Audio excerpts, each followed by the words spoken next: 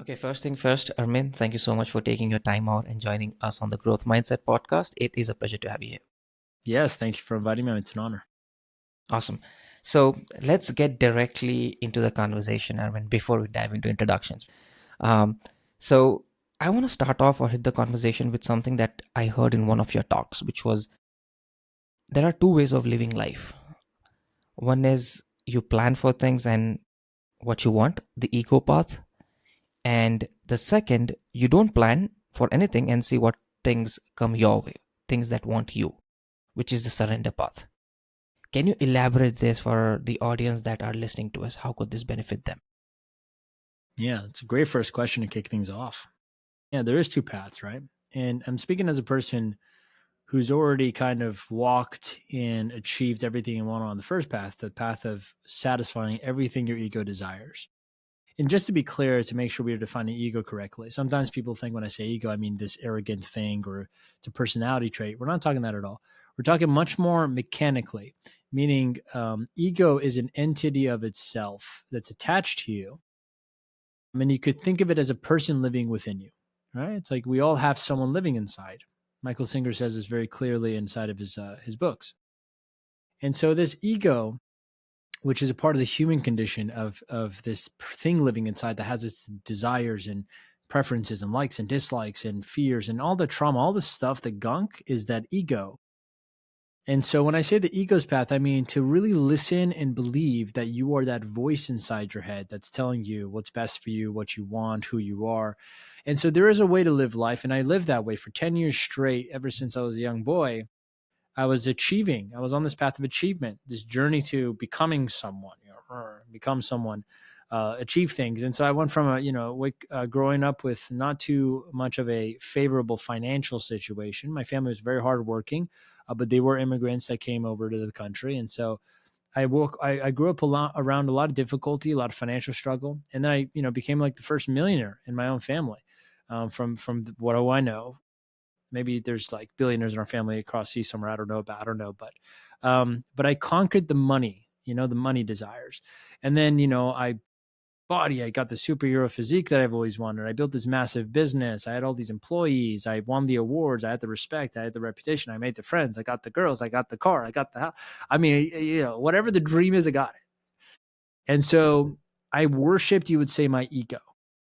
And so when we chase material things in life, we're worshiping the ego, and worshiping, we're all worshiping. The question is, what are we worshiping? It's not a matter of if you Mm. worship, right? Every time you do something, for example, that you don't want to do to make money, you worship money. Every time you do something you don't want to do in terms of you're with a woman you don't really want to be with, or for a woman, you're with a guy you don't want to really be with, you don't feel like that's your person, you worship sex because what you really want out of it is the pleasure, right?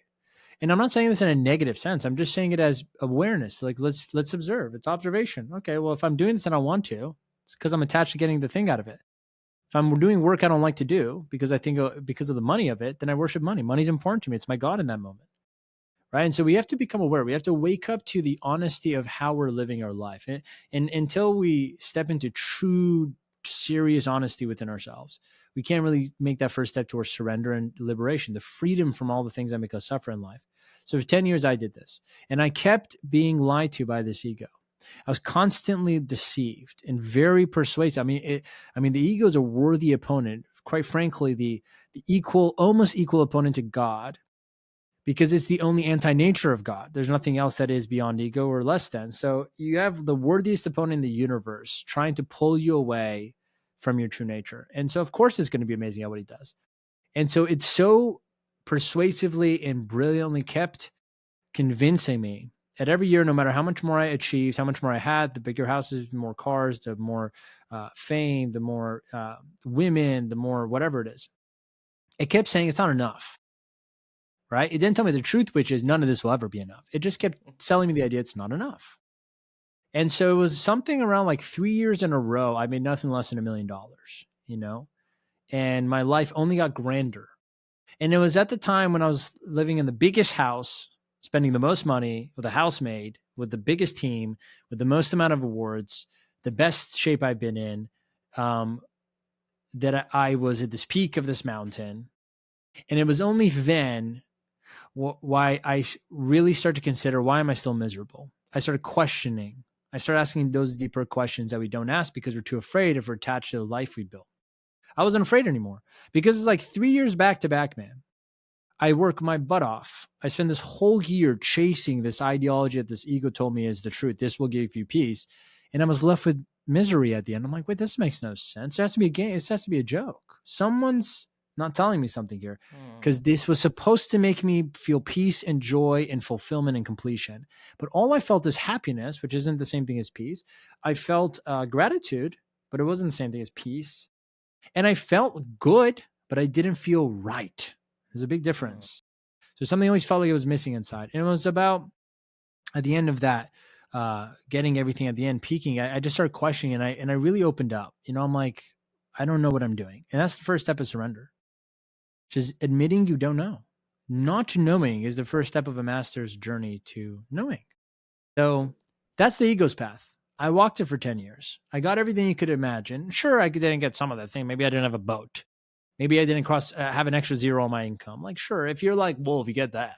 I was talking to a young man earlier, and I was talking to him about, we were talking about women, for example, relationships, and he was like, they just have to be attractive enough. I'm like, it's not about being enough attractive. Like, I promise you. He goes, no, if they're not attractive enough, you'll get tired of them. I'm like, it's your ego's really obvious. Yeah. I mean, it's clearly sold you that a false idea. It has nothing to do with it. So the second path, right, quite literally is the opposite of this. Instead of chasing in your life everything you want, satisfying that ego's demands, because it's the preferences in you that's saying, we need it to be this way. Life should be this way. You should have this. You need to have that. If you don't, because that's what the ego is. It's always saying, I need this. If I get this, then I'll be this. And it's just not the truth. The soul speaks in quite a different way. The soul says, I am. The ego only says, I need. And so, quite literally, the surrender path is the path to remembering who you really are at your true nature, at the essence of your core. And that is in this beingness of I am, not I need, that I need Hmm. nothing. In fact, it's reaching a place of I need nothing. And when you need nothing, everything wants you. And anything that comes out of you as a desire is your true nature. And so it's been a few years now. I've been in this surrender experiment. And on this day right now, I'm reaching about 297 days today of this recording of documenting every day of my life as I consciously and deliberately surrender my life. And we'll talk about what that is if you want, and to see what happens. And it's far more delicious way of living, and it feels right, and there's actual peace in it. And it's everything I ever hoped for I would get from the ego driven life, even though that life was fun. And I'm not putting it down. It was fun. It was enjoyable, but it's like a video game that's not real. So when you come out now, I'm in reality, real reality, and I feel God. I like feel the fullness of God within me. And so the second path is you stop chasing everything you want and you make space to see what wants you. And that's what that means. Interesting. Interesting. Now we'll dissect and dive deeper into this because this is interesting. But let's understand the basic essence, which is the first part, the ego path, right? Obviously, for anything to begin, this ego has to be built. Where does this ego come from? Based on your own experiment, what are your thoughts? Where is this ego coming from? Oof. I mean, we're going deep into spiritual science. Eh? I think maybe studying ancient scripture like the Vedas, learning from, the masters on this question would be better.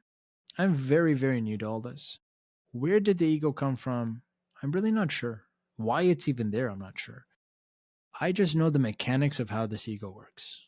I study it like a science project, man. The self study practice of every day documenting my life and recording a podcast type style episode of my day and reflecting and contemplating myself and self analysis, introspection, it has made me the master of the self. And it's like my ego, it can't even breathe out of line without me knowing. So that level of intimacy with seeing the person inside me, who I think I am, it's given me a superior advantage to see my ego, understand the way it moves, understand the nature of it, understand what it does, understand all its tricks, its ways of being, its nature, which is what I've been helping people with the full mastery of this ego. Where did it come from? I'm not sure. But I'll tell you this, there is definitely some truth to the nature of duality, the balance of things. Someone said this to me, it was very powerful. He said, duality isn't truth, it's a process. So that's very deep. Meaning the truth itself isn't that duality is what is that duality is a process towards truth. The ultimate truth we get to, and I guess we all just find out, but so far from my understanding, is oneness. It's that everything's one. We're all one, isn't it? So it's like we are all of it. And so duality is a way, is a process, a, you would say, a way of understanding how we're one. Because two Hmm. halves make one, right? And so to understand Yeah. two halves has to understand each other, but for them to understand each other has to be separate to intellectually see each other. So ego, you would say, why and where it came from, maybe this could answer, which is ego is the shadow of the soul. Same way I would say evil is shadow of God. And so when there is a light shining upon you, it casts the shadow. Although the shadow is not you, it might be freakishly similar to you. The shape Hmm. of you, the silhouette of you, it moves exactly the way you move. But it will never be you itself. It's almost like the ego is the shadow eternally pursuing to be one with the source of what it is, but it can never be Hmm. because what you Got truly it. are is light. And when you are stepping fully into light, there is no shadow left.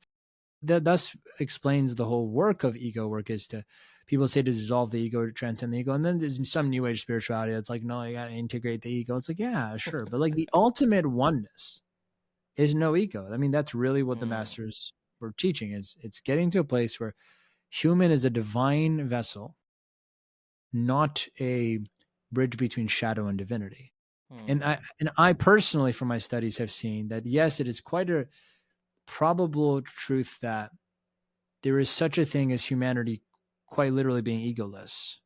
But I mean, I just posted on my Instagram this Hmm. thing called Celestine Prophecy, explains in, 10 insights, like 10 steps, you would say, lessons, the destiny of humanity, which is all of us realizing we are more than we are.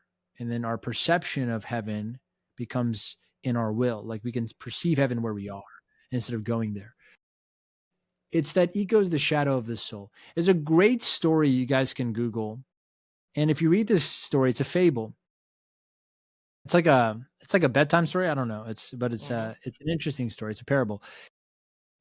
It explains perfectly, you would say, analogy of the truth, which is it's called the little soul in the sun.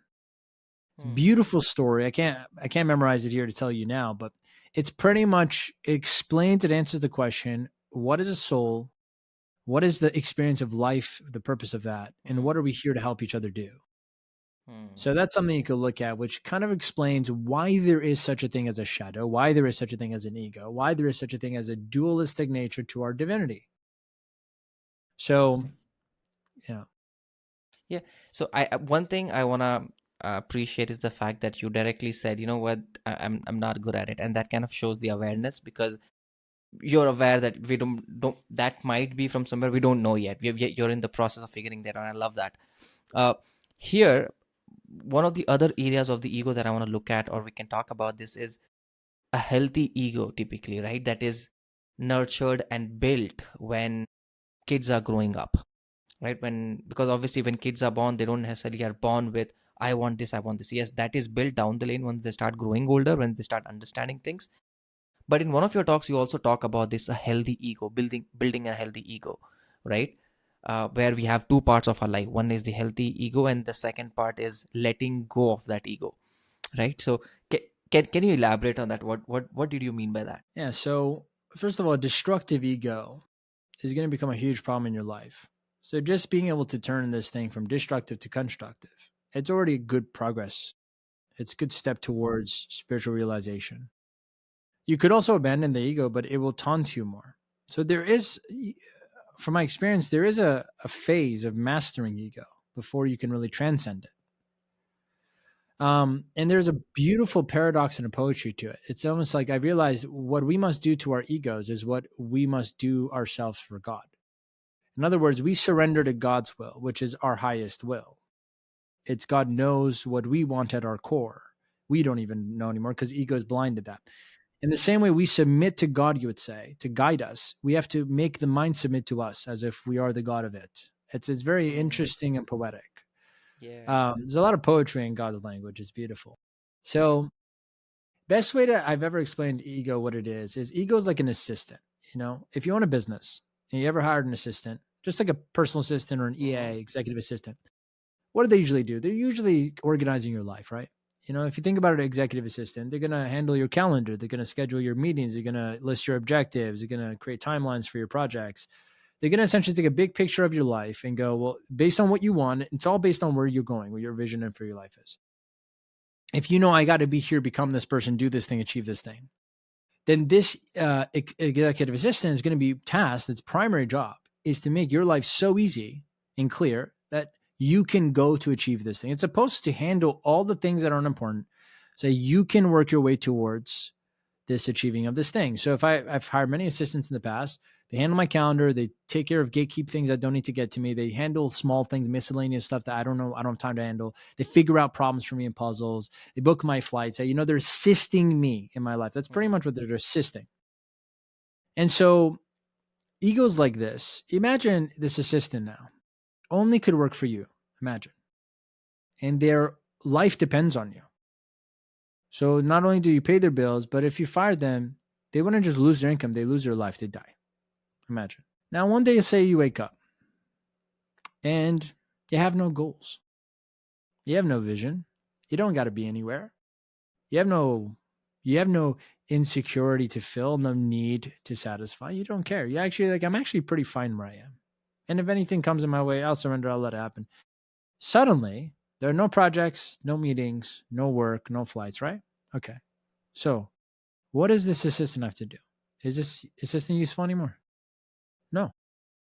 There's no purpose for this assistant anymore for you.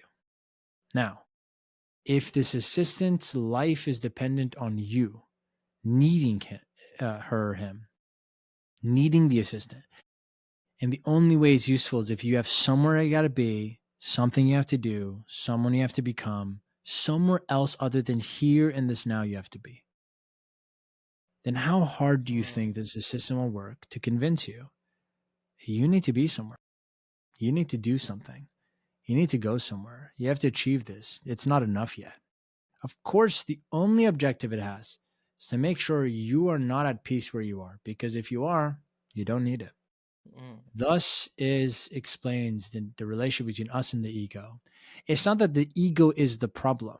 It's that we have forgotten ego is here to assist us in this life, not to tell us who we are, what to do, where to go, what is true, what is not, who is right, who is wrong, because that's what the ego does. Ego is telling us.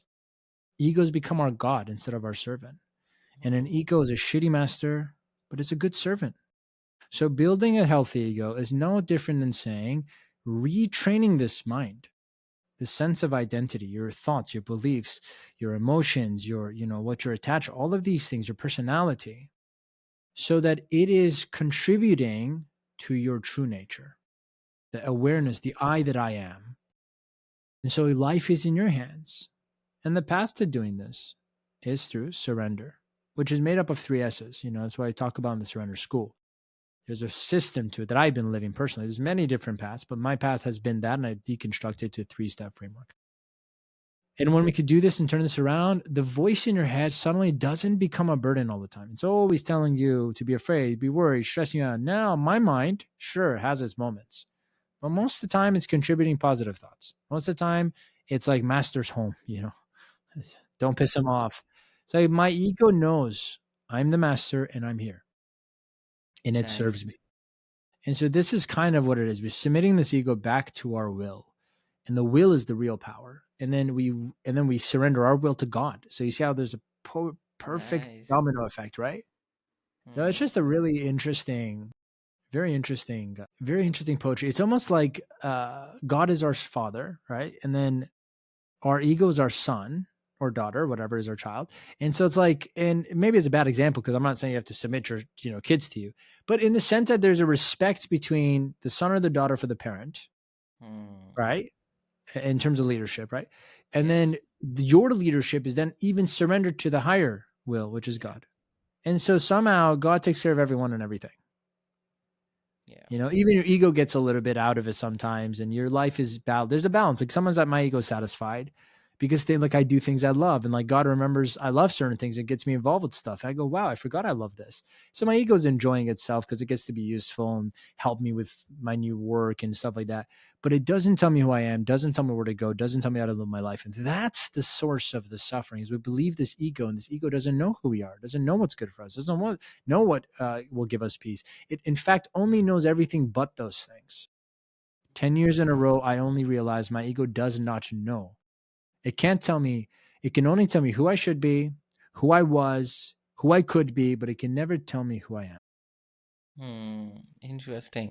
Love it. I mean, before we dive further into this, because I have follow-up questions on that, would you like to quickly give probably how would you like to introduce yourself to the audience that are listening to us? I don't know. I've gotten really bad at introductions. I usually say my bios and titles and all that. It's really for you guys, not for me. It's for people to put a name to a face. Um, the best way to put it is I used to be a relatively successful business guy. I was always good at sales marketing. Made a lot of money in the space, helping a lot of people make money. Founded a company, highticketcoaching.com. Kind of unofficially closed it. Like it just, I don't run it anymore. I still own like the assets and everything. And then I used to work with Think and Grow Rich. I was the vice president of Think and Grow Rich Institute, where the president was my mentor. I did a lot of mindset, a lot of law of attraction stuff. Like I learned that stuff inside out. I studied that author. So that's my background and experience. And all of that has somehow evolved into now I run this surrender project, this online community in the school. And I pretty much donate a lot of my time one-on-one for free with anyone who needs help.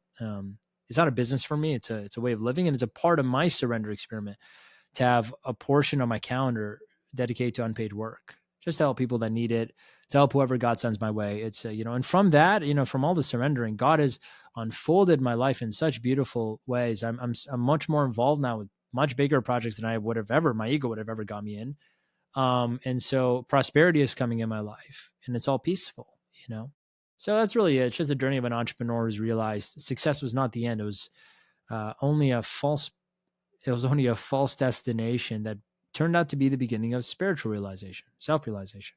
So So, give us an idea about the surrender experiment that you are doing and the surrender school that you have, Armin. yeah. So interestingly enough, I had the idea for the surrender school a few months deep into my own surrender work. Like I didn't want to do anything with the divine wisdom God was waking up within me through all the personal work I was doing. I really wanted to keep it sacred. In fact, I was very reluctant to the idea of doing anything with the wisdom that God was showing me from the meditations I was having and from the kind of healing and awakening I was having within myself. So for months, I was just it was between me and God. And if I go somewhere and someone asks me where I'm at, I just be like, yeah, I'm in the middle of my surrender experiment. They go, what's that? And I would just tell my story. And I was not, I was very reluctant to the idea of turning this into a new thing or a business, or I didn't, essentially the last thing I wanted to become a spiritual coach is my point. So for months, I really resisted the idea. And it wasn't until I had a really long conversation with God, and it became clear to me that eventually it would become a part of my duty, my responsibility to have something like this. The idea of a school or a meditation community, to share all the things I've been learning, to share what I'm learning every day, documenting, and the different techniques and practices that help me really silence my ego, quiet my thoughts, hear God's voice, feel the peace inside, like be at peace. And it took months, but eventually it kind of unfolded.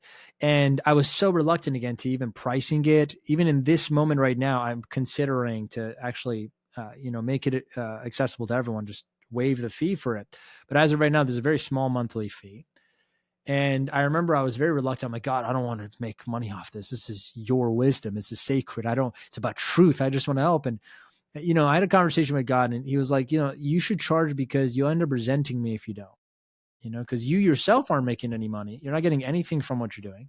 And you're doing that out of your own will. And I said, yeah, I was reluctant to take any compensation. He goes, well, eventually your needs or financial needs will be, neglected. It's going to cause you stress, and you'll wonder why you're not making anything from it. So it's actually a healthy thing for a relationship if you charge something, and some people might hear that and go, really, Armin? I'm like, it's okay if you don't understand. I didn't understand. For myself, I'm like, bring money some other way. Make rich people give me money somehow so I could just give this away. But he was right in the sense it was a healthy decision to put a little price on it. It was also good for the people that came in. It didn't make anything crazy money for me, but it did help contribute to my expenses at the time, because remember, I closed all my businesses down last year. I essentially cut off all my income sources. A lot of people think it's easy to surrender when you're rich. I wasn't rich when I did it. I was absolutely actually starting from scratch when I did it. There was pretty much no money left from all the money I made. And I only had debts occurred from $1 million business I had that I'm now working to pay off, which I'm totally fine with. It's crazy the amount of money I got to owe, to make, it doesn't affect my peace at all. Some people owe 1/10 of what I own. They can't even sit still. And so I'm a living example. Your life situation is not responsible for your peace. Maybe that's a whole joke and a lesson God was trying to show through me. So here I am. I have $1 million business worth of debts. It's a big company, and I have to pay off all these things that we didn't pay off. And I'm floating every day in bliss, and things are just slowly happening. So I closed everything down. There was a good period of time where I was making nothing. I mean, I was quite literally seeing dozens of people for free every week. I was helping a bunch of people. I was going out of my way to serve people. And the part of me was testing. I'm like, how long will I selflessly serve until someone offers me money or God blesses me? And even that, I realized I caught my ego. I was trying to test God. So when I realized that, I let it go right away. And you know what's funny? Right after that, man, everything blew up. My Instagram blew up. I had one of my reels go viral. Thousands of people started following me. 2 or 3 days after I said, I'm making content out of my ego. God didn't ask me to do this. So I just stopped. I decided to stop. 3 days later, blew up. I'm like, well, this is God's Instagram now, not mine. Because I was quitting the Instagram. I was going to quit content creation, but God's like, all right, now that you're out of the way, let's use this, man. And it just blew up. We're getting 150,000 followers in the last 6 months, and tons of people have reached through my content, which is all God's. I look at it as all God's. It has nothing to do with me anymore. Same with money. Out of nowhere, I had someone reach out to me the same week where I was praying. I'm like, all right, God, this is my last month that I can afford not making any money. So just letting you know. And I'm here for months, been helping people with healing and guidance and even business stuff. I was giving that away for free. I used to charge lots of money for that. I was just coaching people for free. And that, within a week of that he heard that thought, someone called me out of nowhere and was like, I want to offer you $150,000 for your business. I'm like, oh, okay. And I didn't feel anything. And that was probably the greatest blessing. It didn't even make me flinch. I was like, can you afford it? He goes, yeah, I'm going to make it work. And so it was really weird how money just started coming in. And there was one week specifically where a friend of mine owns an investment company. And I was on a call with him. It was one of my last business coaching calls with him because he was one of my last elite clients, one of my one-on-one clients. And the market was really bad. So he had a ton of clients, 60 to 80 clients that were going through a lot of stress because they were losing money. And on the call, I said, why don't you do something to help them with their mental health while they're going through this? It would be a good customer service thing for you guys. Even though you're a crypto investing company, tend to their personal needs. He goes, well, who do you know? I can work with them on peace of mind. And I'm like, honestly, I don't even know myself.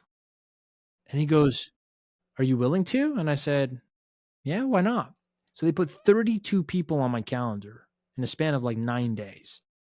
I was seeing 6 to 7 people a day, free one-on-ones. They were paying me a small fee for every call, but it was insignificant. In fact, my ego was really pissed about that too. It was like, after all this time, God, you gave me such a low, such a low paycheck for this. But I just let my ego go again. I'm like, it's not about my income. And what happened was, funny enough, one of those one-on-ones, they turned into a very high ticket private client for my surrender coaching work. So it's interesting how it all worked. But after 32 sessions, peace of mind calls with all these people, God is a perfect architect. I had no idea what was going to happen from this. By the end of those 32 sessions, guess what I perfected? How I teach peace over happiness. So I had 32 calls, and I ended up teaching the exact same thing. So I have 32 repetitions of saying the same pitch for surrender, which is how happiness is in peace and how to know what peace is and how to find it. And I perfected that lesson, that kind of, you would say, that presentation so much involuntarily. Every person that hopped on, they didn't even know what peace is. I'm like, really? Well, here's the difference. And by the end of that week, I perfected the pitch. And then it was very obvious and clear to me in my heart. At that time, I had no school, no nothing. I'm like, it's time I launched the Surrender School. So I put together the Surrender Project, and that week I perfected that first course.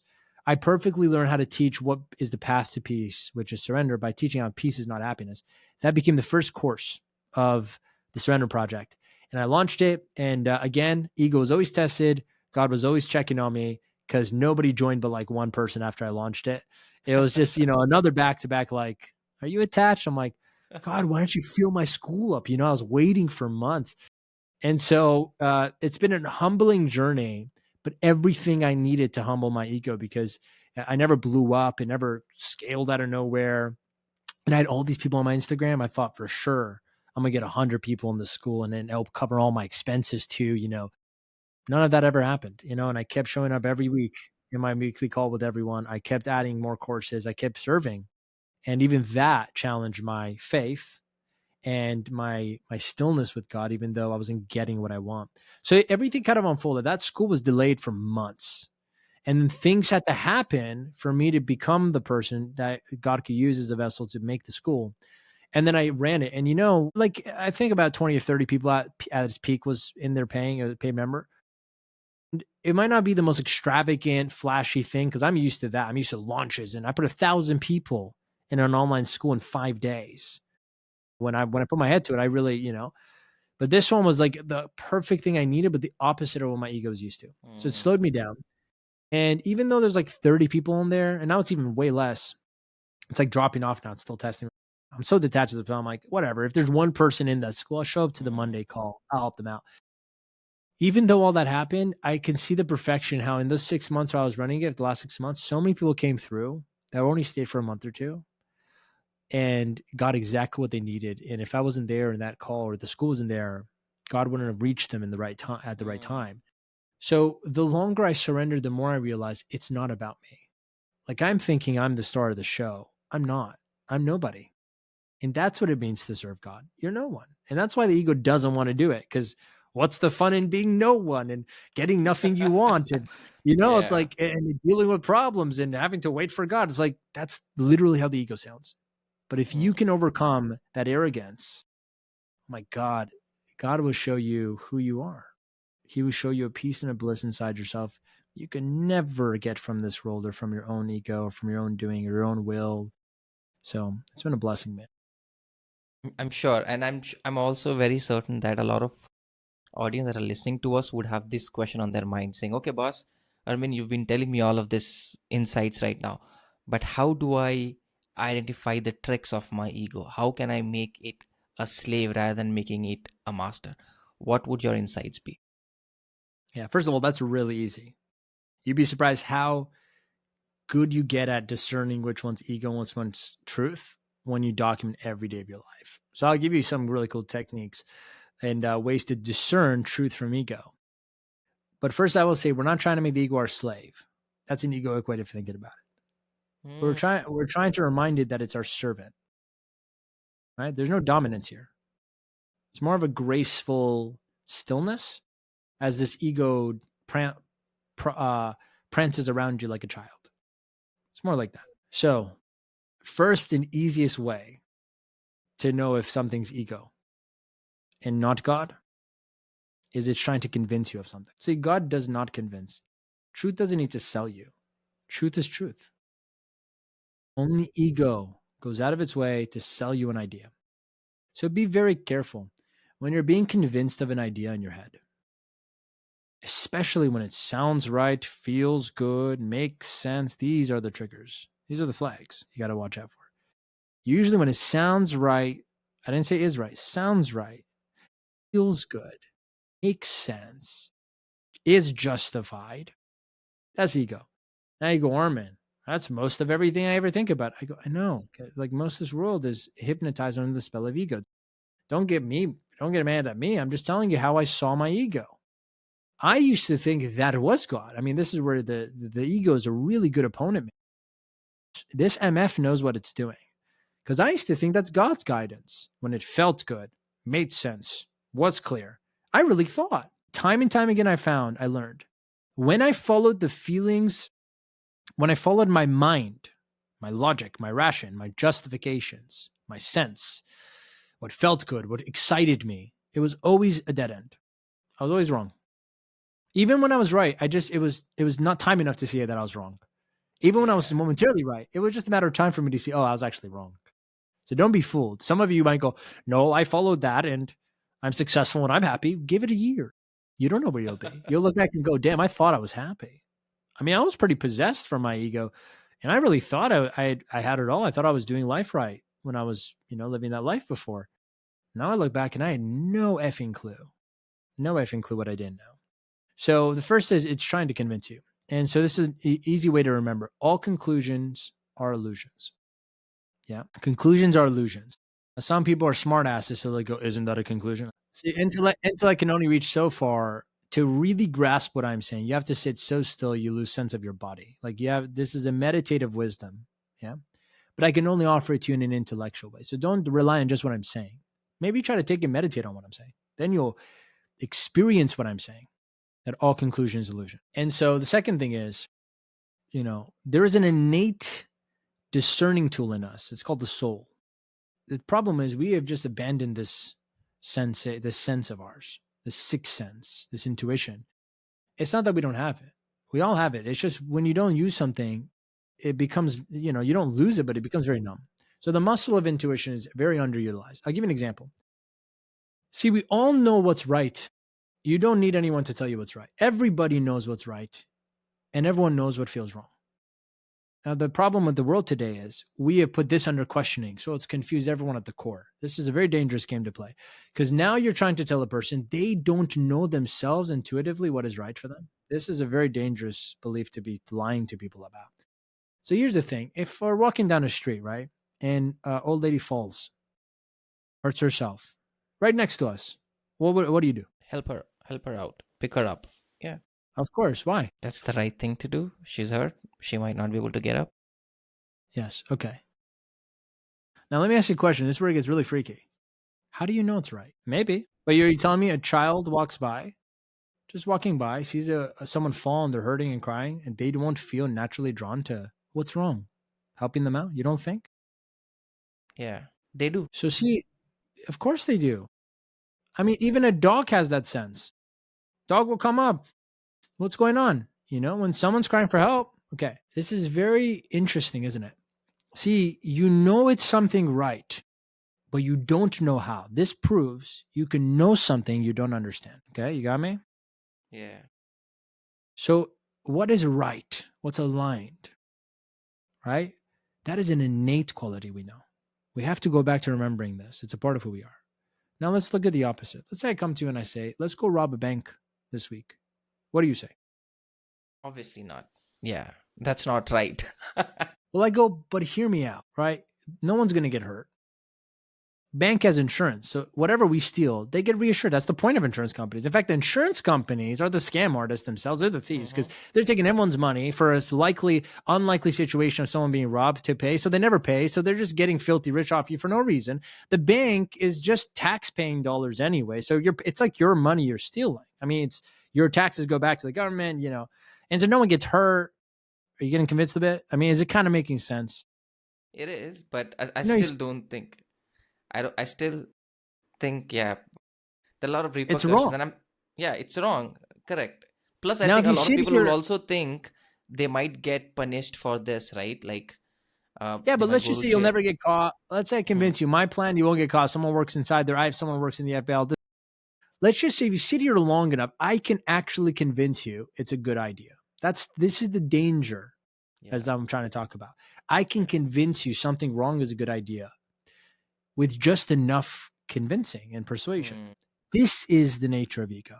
Now, look at your life. Ask yourself how many decisions you made were influenced by conviction, emotion, logic, justifying it, justifying it. So anytime something needs to be justified, it's because it's wrong. You didn't have to justify helping an old lady get up. That's the point. Very easy way to discern when you're being influenced by God or by ego. God will never convince you. God only does invitations. He doesn't have sales pitches. Yeah. Only the ego has to sell because the ego is the one working against the real system, the system of spirit. So when we have to justify something, it's ego, it's not truth. So be very aware when you see your mind justifying things. Be like, hold on a second. And this might break up some relationships. I go, well, why are you with this person? If they start justifying, you really with them because you're meant to be, or you're just finding all the reasons you can to make yourself avoid the feeling that you're not meant to be. Similarly, when you find someone that you love, and I found, and I've met people who have really met their soulmates, this chemistry feeling of like, we're meant to be together. They don't even explain. They just go, you just know. It's kind of like getting the old lady up. It's beautiful. When you meet those Yeah. people, you go, wow, there's such a thing as just, but that's what it is, dude. The soul's nature, the soul's intelligence is just knowing. Not Hmm. understanding, not convincing, not believing. Osho says, I don't believe in believing. Beliefs are not truth because you can change a belief, but truth can't be changed. So it's very easy to know when it's ego. It's all in the mind. It's always selling you. And for me, every time is the third thing I'll add on to this. Every time I felt excited about an idea, always ego. See, the difference is ego excites you to get you emotionally, persuaded into doing what it's telling you to do. But God only infuses you with joy. Joy and excitement are different. Joy and excitement are different. Excitement is the attachment of a potential future. I'm so excited for something to happen. Hmm. So it's outside of the truth of now. It's where the ego exists. God gives you joy. Joy can only be happening now. You think of an idea of doing something, you are joyful about doing it, not about it happening. Now, look at the Hmm. difference. It's very subtle, but there's a scientific, surgical difference. I cannot be joyful about tomorrow. I can only be excited about tomorrow. Exactly. But I can't be excited about right now. I can only be joyful right now. Yeah. If you start looking, man, very clear the difference between the reality of illusion, the ego's world, and the reality of the truth, which is the now, where God exists in this present moment, right now, being, beyond the mind, being. The more you do this, man, the more meditation, stillness, selflessness, self study, it just becomes so clear. You become the master of yourself. And then you should surrender this self up to God because God knows way better than you. I promise you Yeah.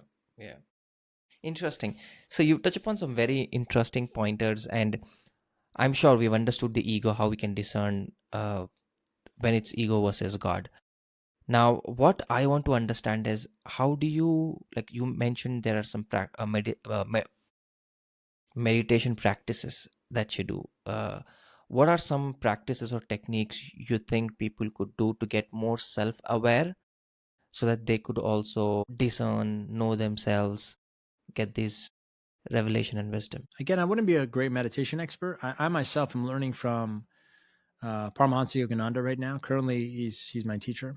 I signed up for the Self Realization Fellowship lessons. It's about $100 online. I can't believe it's so cheap. And so you could find that online if you just put Yogananda SRF lessons. There's like 18 lessons. He breaks down to a science. Probably the most beautiful course I've ever taken.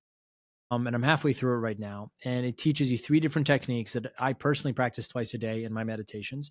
But before this, for years, I intuitively meditated. So if you don't have $100 and if you aren't ready for an 18 lesson, course, and it is somewhat of a religion, SRF, it's faction of Hinduism, self-realization. If any of this is resistant for you, then how you can start is how I started, which is when I had my breakdown into my breakthrough. The first ever time I had a really intense awakening from meditation was when I surrendered, like, because I felt very like unhappy, and I'm just like, I don't know what to do here, so I'm gonna just sit and meditate until I find peace. And I didn't know what I was doing, but all I did was I sat up straight, I crossed my legs, I straightened my spine, very important, you straighten the spine. And what I did was I just tucked my chin slightly in. Now this is different from what Yogananda teaches, but this was the breakthrough for me. It was very easy for me to do this, to feel what was the first time feeling a sense of ecstasy in my body, like the cosmos going through me. So I sit Mm, down, I bring my chin slightly in, and I bring back my neck. I bring it up and back as if there's a hook here pulling me up and back. mm-hmm, And so that really straightens up my spine. Now, what I've learned from Yogananda is in the back of the spine, behind the skull, there's something called the medulla oblongata. And the medulla oblongata is like a doorway. It's kind of like a door, like the mouth of Mm, God, he says, that life force is breathing through. So when I breathe mm, like this, I personally, I don't know about you, I feel waves of chills go through my body every time I breathe. I've been mm, feeling this for 3 years now. At first I thought I had superpowers. I'm like, what's going on? What is this energy? Now I see it's just prana. It's life force going through the body. And my meditative experience, my awakening, it opened that up for me. It like broke it open. So when I deep breathe, when I'm in this posture, and my back could be against the wall. If you can't hold your posture, it's okay to put your back against the wall. Don't lean. Just like push your butt against the wall and bring your mm, chest up and out so your back straight. And when I breathe, like even right now, head to toe, I feel chills. I feel energy going through the body, like sensations. If you do this, right, and you just slow the breathing down, and all you do is point your eyes, you cross them like this, and you point them to the tip of your nose with your eyes mhm, closed, and you're looking down, you're breathing, you're opening the back of the spine up. You'll see at first you have a little bit of a headache because crossing eyes is mm, kind of yeah, yeah. unusual. If you can actually master this eye mudra, right, the eye position Mhm, of the tip of the nose, you'll start to experience sensational bliss. mm, So this was for me how I started cutting the thoughts of my mind. So I mm, teach this to everyone. I say this is the perfect way to start. Straighten the spine, take 10 to 30 minutes sitting down, put a pillow under your butt in case you go numb. Open the back of the spine and look at the tip of your nose and breathe slow. mm, What you'll see is it's very hard for your mind to think or for you to focus on your thoughts yeah. when your eyes are crossed looking at the nose. And actually, it's funny in Buddhism, there's this too. There's a lama there's a story of a lama who taught a young man who was saying, how do you really quiet the mind? I mean, is it possible to sit and not think at all? He goes, yeah. You cross the eyes. And for them, they said, look up at the eye center. Mm, For me, it was just my nose, and both are fine. mm, Both work really well. This is an Aguchari mudra. This is Shambhavi. This is way more commonly known. This is mhm, not as commonly known, but that was the one I was introduced to mm, intuitively from my own practice. I found this far more powerful, but now I get more of my energy going up here, which is the spiritual eye. Here is a great way to start if it's hard for you to keep it up, because this is very easy. But if you just do this, if you notice, you look down here with your eyes closed, all your awareness goes within and out of the mind. mm, mm, But if you look forward in the eyes, so if you go from here to looking forward, but with your eyes open, you'll notice your awareness expands into the room. You can almost hear everything more, like particularly. You can feel your body. You can experience, the sensations outside. And so, any one of the five senses, if you just pick one and bring all your awareness to that and just immerse yourself in and get lost in that sense, you'll find the mind becomes very quiet because all you're doing mhm, is feeling, not thinking.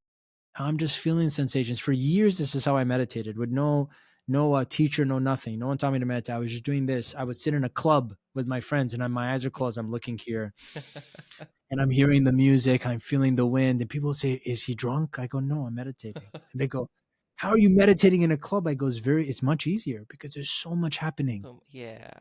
So when I'm looking here and I'm looking forward and I'm going between directing my awareness, I'm experiencing so much sensation.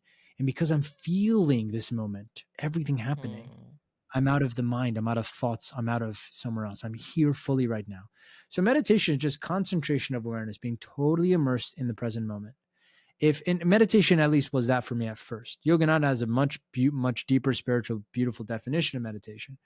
But for me, it became that it was total feeling of the present moment. So if you could take any of your senses, get totally lost in one of them, you'll find your mind becomes very quiet and you start to feel extremely beautiful. So this is just a practice of quieting the mind, feeling bliss. It's not how mm, you get to God. Don't get me wrong. I yeah. felt God in beautiful ways when I was doing this, but there is a real spiritual scientific process to attaining God, like being one with God, like Mm. samadhi, which is what Yogananda teaches. But it's a good start, this and the feeling of the senses. Love it. And then while you were telling this, Armin, I was kind of recalling one of the sessions that I did with one of my teachers. When he kind of introduced me to something similar, he basically told me to sit, close my eyes, and focus on the breathing first. And then after a few seconds, like 30 or 40 seconds, I think he started asking us to now awaken and start using other senses, like start listening to one voice while you're breathing and try to slow down your breathing. And not only are you listening to, let's say, one voice that could be outside, people chattering, talking, try to focus on other voices as well. For example, a car passing by or a horn. So that, and I realized when I was doing that, I was literally like I could genuinely feel in that respective moment that I was very still and I could feel everything around me moving, right? And it was a crazy experience, but I think I got just a taste of it. I've not practiced that a lot, but now when you say that, I think that is what this is, right? Like when you get into that appropriate practices, I think it could open us more, and the more we practice, the better we become at this. Yeah, and look, I've tried. That's beautiful, by the way. That's exactly what we're talking about. Is sensation meditation, which is all meditation is concentration of awareness, all of it. Hmm. Right? No meditation unlocks until your mind is concentrated. Yes. I mean, the masters were concentrating their mind on God, but for you to do that, you have to first deconcentrate or withdraw the mind from your senses. So it's funny. It's different than what I'm saying. But if you can just focus on senses and unplug from thoughts, that's already a Yes. step up. If you could just feel everything right now instead of think, then you can see how you can withdraw from even feeling everything to just being in God's presence. So is a process. There is two ways of meditating from my experience. Again, there's single thought meditation and then there's no thought meditation. And so no thought meditation is what we're talking about, which is we're not thinking at all. We're doing nothing with the mind. It's out of the way. And we're just bringing awareness to the sensations of the body and the now and the sounds and the taste and the feelings and the touch. Single thought meditation is far more commonly known in the meditation in the world of yoga and whatnot, which is like mantras, like transcendental Mm. meditation, or repeating a certain phrase in your head over and over, right? Or even Yes. fixing your eye on a point outside and just getting lost in this, or holding a picture in your mind. You're just essentially you're concentrating everything on one thing in the mind as opposed to several things. But you can either do that or concentrate on no one thing, so no thing, Mm. which is the empty void of all things happening around you. You almost like it's almost like when you're looking at something, you kind Yeah. of you soften your gaze and you're not looking at it anymore. You're kind of looking at everything. That's kind of a meditative experience too. That's Yeah. how I started. Now I'm learning concentrating on one thing, which Mm. is the techniques that Yogananda teaches. Um, it's very powerful. If you could just feel, you're already a huge step ahead from thinking. And by the way, doing the breathing, just looking down and crossing the nose will significantly improve your concentration ability. You know, Interesting. I'll try that out. One second. Let me see how far we are. I think we're almost at time. One thing I think probably we could end on could be I think there are two things, and we can keep it short, Armin. The one thing being, you mentioned happiness is different from peace. Can you just elaborate? Because you gave a beautiful example for joy and excitement. I want to know how would you yeah, discern that? yeah. I have a whole. That's the whole pitch that got perfected on it. It's a whole lesson. Excuse me. So it's a whole lesson. The shortest version of that though is happiness is like an itch. Yeah. So when I have an itch, what do you want to do when you have an itch? You want to scratch it. Now, when you scratch it, what do you feel? What do we Hmm. call this? What is this? What do we call this? Yawning? If you scratch an itch, you usually feel what? Relieved. Really? Okay. Yeah. Yeah. And so, in a very literal sense, happiness is just relieving yourself from something that's bothering you. Hmm. Now, a lot of people look at that and go, "Well, that's a negative way to look at it." I go, "No, no, no, that's not true." I'm like, "Okay, next time you have an itch, don't scratch it. Tell me if it bothers you." That's meditation too. I've tried that. Wait, look how your body Yeah. screams and bitches. You know. Yeah. So for sure, happiness is like an itch. We have something that's bothering us. We need something. We got to do something, whatever. I need the money. I need the woman. I need the guy. I need this to work. I need you to apologize. It's like an itch. And until you scratch this thing, you can't be comfortable. So you have to be Hmm. relieved. Now, it doesn't end there, does it? If I scratch one itch, does it end? Are we good now? We're all fulfilled. We know God. We're good. We reached Buddha state. No, okay. So now more itches start coming. You start scratching Yeah. everywhere. The more you itch, the more you scratch, the more you itch. This is Yeah. the trap. Suddenly, if you walk past me on the street, I'm on the street like this, scratching my whole body. Would you think that guy right there, he's got it all figured out? Look, he's scratching all his itches. I mean, this guy has everything. What do you say? That's Not at my all. goal right there of life. That guy, no, you'll say he's on something or he's taking Yeah. something. But this is how we live our life, isn't it? Just speaking emotionally. We see a person who has achieved everything, scratched every itch, satisfied every insecurity. And we think this person's successful. I should pay him a lot of money, learn from him. See the problem? Yeah. All he's figured out is how to relieve himself of everything his mind has told him he needs. and he still needs more. So that guy's not happy. You know how many people I met when I became a millionaire? I just really had no idea what's going on inside. Nobody. Hmm. They're still under the impression I need to make more. So see, happiness is just this. It's itches. So what are these itches? Oh, let's say we're sitting at a dinner table. You really have to take a piss. Can you eat your food in peace? Not at all. No, of course. Can you focus on what your family's saying to you? Nope. Of course. Now you're fantasizing about a toilet. So True. you get up and you run to the toilet and you relieve yourself. And just like this, we're pissing our life away. We can't Hmm. be here because this happiness is trying to pull us somewhere else. We'll be happier over there. You can't be happy with where you are. There's no such thing. There's only happiness over there. Hmm. It's the pursuit. I mean, literally, quite literally, the number one coach in the world. I studied Tony Robbins like a freak when I was younger. I thought I was going to be Mhm. him. Quite literally, the most powerful coach in the world. What is his famous phrase? Happiness is progress. Hmm. Happiness comes from progress. What is Yes. progress? Working towards somewhere that's not here. Quite literally, he's laid it out for you. Happiness is the pursuit of something, Hmm. which means it's never going to be here. And only here is the truth. This is the Hmm. whole game that we're playing here. So, happiness is this, right? It's having all these itches, these desires, these goals, these needs. Now, what's peace? That's the question. Peace is you have an itch you don't need to scratch. Or even better, you have no itches. Hmm. Now, some people go, what do you mean? I'm going to have no goals, no desires, no needs, no reason to live, no motivations, no ambitions, no vision. I go, no. What it means is you can actually enjoy your goals, your motivations, your visions, your desires. You don't suffer them. Hmm. Most people think if I'm not pursuing something, I'm doing nothing with my life. I go, no. Yeah. Your attachment to the outcome of what you're pursuing is making you suffer. I'm saying peace is you have an itch you don't need to scratch. That's real power. I don't need to Hmm. scratch it. I don't need this. That's Yeah. some serious power. That's thus if you have one, you can scratch it with total peace and enjoy it. You can Hmm. enjoy the scratch. Or even better yet, you're bliss because you have no itch. Now you look at other people that are just on the street, you're just walking by, enjoying the day. Because that Yeah. person's scratching away their whole skin, right? They can't enjoy the day. They can't enjoy the Yeah. dinner. You're Yeah. walking by blissfully. Oh, look how beautiful today is. Did you see? I'm too busy. Leave me alone. I need to work. Right? Mm-hmm. Yeah. I can't Yeah. smell. I can't stop. I must get there or else I'm a loser. I failed in my life. I failed my mother. I failed myself. This is what it is. It's a True. mental sickness, man. Thinking and happiness and all these are mental illnesses.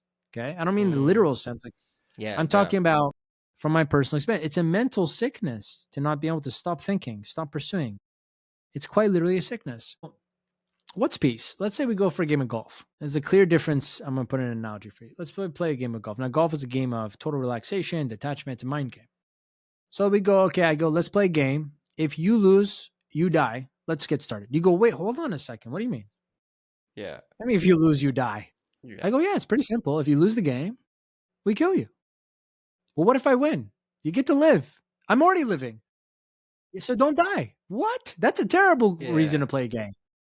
Now, let's say you have no choice. You have to play this game. You go through 18 holes, dreading the fear of maybe Yeah. losing, right? Yeah. Now, the question is, are you going to play your best? Some people go, well, yes, I would never let that happen to me. Of course, I have fear behind me. I go, fear will only deteriorate Yeah. your ability to play well. You think it's going Yeah. to help you. That's a lot of big mistake people make in the entrepreneurial world. Well, if I wasn't afraid of failure, I wouldn't have worked so hard. That's quite literally the reason why you can't do better. There's a scene in Doctor Strange where his master, I forgot her name. She the Yeah. I what's her forgot the name? name. The Doctor Strange. The God, I can't believe I'm forgetting this. The one who teaches him. I know. I She's know. about to So, die. yeah. They're speaking on the balcony of the hospital. You know that scene, and she goes, "You've always worked so hard and be good at what you Hmm. do." And he goes, she goes, because of your fear of failure. It's Yeah. driven you, so push you so hard in your life. He goes, that's what made me a great doctor. She goes, that's precisely what kept you from being a great doctor. He goes, Hmm. what? What are you talking about? He's like, because no matter how hard you work, you fail to see the real truth. He goes, what's that? He goes, that it's not about you. Crazy deep sea, man. Marvel, man, dropping some Yeah. spiritual wisdom. So if you're dreading losing this game because you'll die, it's all about you, isn't it? You'll play your worst game. And not only that, even if you win, you're gonna be traumatized, never want to play this game again. Hmm. which is Yeah. what happens to people in entrepreneurship. They almost kill themselves trying to become successful, and they get really depressed, really addictive afterwards, and they don't know what to do with themselves. Essentially, they lose themselves on the path to achievement. Okay, this happens all the time. Highest form of depression is post success, just to be Mm. clear, not in poverty. Very crazy shit, right? Yeah. So, by the way, that's not a fact or statistic. I'm just telling you from personal experience. If Yeah. that's actually not the truth, I would love to know. Someone's reach out. But from what I saw, the majority of people's depression is post getting everything they want, not before. Mm. Okay. You don't get depressed because you're not successful. You get depressed because you are, but you're still not happy. That's fucking, Yeah. that's terrible. You get motivated or victimized when you're not successful. All right. You become like Mm. you start victimizing, oh, poor me. Like that's different. You're not depressed, you're pitying, you're self-pitying. Mm. So what's peace, man? Peace is this. I say, let's go play a game of golf. Okay. I go, if you win, I want to give you $10,000. If you lose, I'm going to give you $10,000. I just want to thank you for playing with me. I want to give you $10,000. You go, really? Yeah. Yeah, actually, here's the 10 grand now. Let's go play and have fun. And you go, wow, okay. Now, are you going to play your best? Yeah.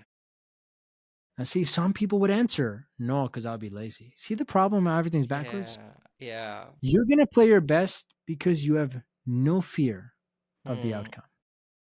You're going to go on, you're going to play even better than what you thought you could play. Why? Because Yeah. you're going to start trying trick shots and shit because there's no Yeah. risk, there's no cost, there's no fear. You don't care about the outcome. You're just enjoying the game. And when you're enjoying in golf, usually it's the ones you don't try too hard. You just boom, you hit the home runs. You know, it's Mm. really good. So you play your best and you enjoy it. You want to keep playing the game. This is how life should feel. This is how your goals should feel. But it doesn't feel like this. It feels like the first one. Mm. But here's the major point in this, man. You see, in the first one, when I'm playing to pursue happiness, when I start being afraid of the outcome or attached to the outcome having to be a certain way, I have to win or else. I have to start as a loser because I need to win. And because I need to Mm. win, I have to start playing the game as a loser. But in peace, you already have the prize. Yeah. The outcome doesn't own you, so you start the game as a winner. Nice. See the difference? You're starting the game from a place of, I've already won. Yeah. That's how you win this game of life, man. Is that peace is you get to do everything you want to do, but your ego doesn't own you. Fear doesn't own you. You just play that game, you enjoy yourself, you've already won. And some people think this is just a simple mindset shift. Maybe, if that's all you can handle it as, sure. But there is a very deep, profound spiritual truth and wisdom in what I just said. It's a completely different paradigm, different dimension of living. Is that you have itches you don't need to scratch, or you have no itch. So no one owns you, nothing owns you. You are in control of yourself. Only you decide what you think, feel, act, be, do, and it all comes from a place of total presence, total truth in you. No one's manipulating you. You can enjoy the goals, the vision, the plans, the work, the game, and you don't do it as a loser. You do it as a winner. So this is the difference between happiness and peace. Love it. I think this was a great uh, conversation to end our chat. One last thing before I let you go, Armin, for folks that like what you heard and the conversation that we've had, how can people reach out to you? The place where I'm most active, and I'll respond to everyone myself personally, because I don't have like any team or anything behind me, is my Instagram. I mean, the ad is just the Armin Shafee, right? So, and Shafee is one F, two E's. So that's the best place. I share it pretty much as my core medium of thing. I also have a YouTube channel. And the Surrender School is on school.com, SKOOL.com. But Instagram is the best place. You know, I have a lot of stuff there. I have a lot of free good videos on Instagram, on YouTube as well, talking about this. So that's a good place to start too. Awesome. Perfect. Thank you so much, Armin, for taking your time out and joining us on the Growth Mindset podcast. It was a pleasure to have you. Thank you for having me.